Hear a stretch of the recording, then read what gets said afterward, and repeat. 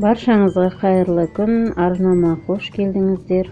Бүгін мен сіздерге жұмсақ әрі үлпілдеген кекс жасап көрсететін боламын. Видеоның соңына дейін қарап, менімен бірге болыңыздар.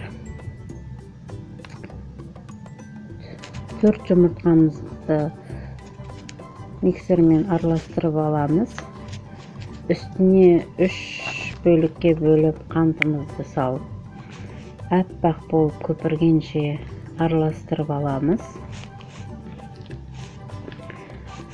Ендігі кезекте ұнымызға шым-шым тұз салып, 1 шай қасық қопсытқыш салып араластырамыз. Енді осы ұнымызды қамырымызға 2 бөлікке бөліп, қасығымыздың көмегіменен жайлап араластырып аламыз. Майымыз бен сүтімізді ерітіп алып,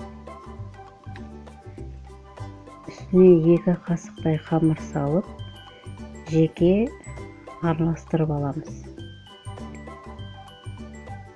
Жақсылап араластырып алып, қамырымызға қосатын боламыз.